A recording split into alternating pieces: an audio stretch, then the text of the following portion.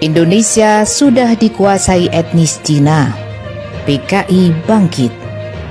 Sutoyo Abadi.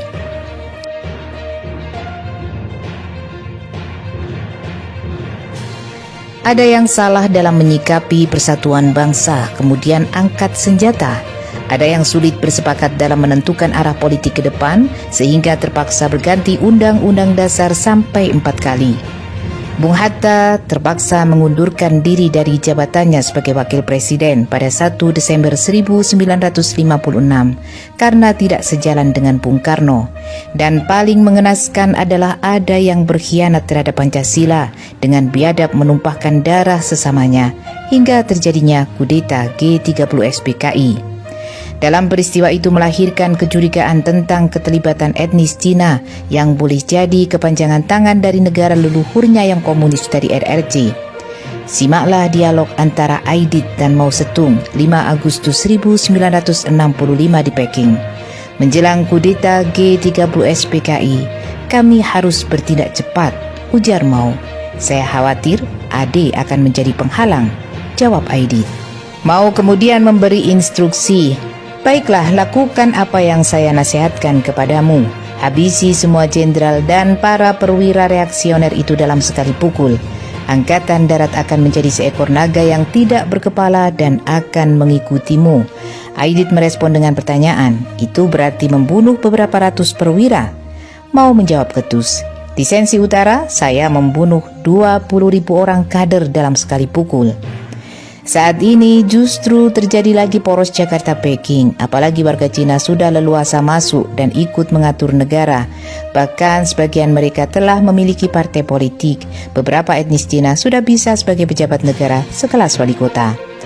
Bermacam-macam aturan telah memperkuat jaringan bisnis Cina. Mereka lebih leluasa mengembangkan modal sosial dan budaya yang dimiliki dengan bonding, yaitu memperkuat ikatan dan kohesi dalam kelompok jaringan sosial, serta memperkuat bridging dan linkingnya di Indonesia.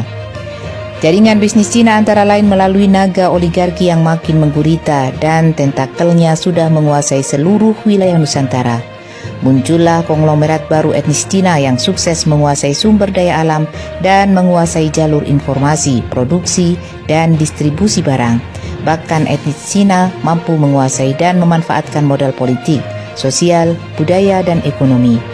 Mereka menguasai kebijakan politik pemerintah. Rezim benar-benar lengah dan ceroboh. Ini sebuah awal yang didambakan etnis Cina untuk tampil aktif dalam bidang-bidang yang selama 32 tahun tertutup.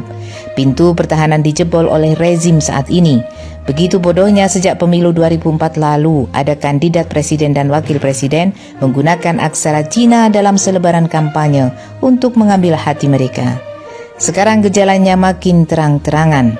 Akses pekerjaan yang berdalih investasi, mensyaratkan bahasa Cina untuk menerima pekerjaan pribumi. Negara jebol oleh serbuan etnis Cina. Tidak hanya bidang bisnis, mereka mendirikan partai politik, LSM dan ormas. Keruntuhan negara sudah di depan mata tanpa disadari para pemangku kekuasaan. Mereka ikut mengais makan hasil perampokan oleh etnis Cina.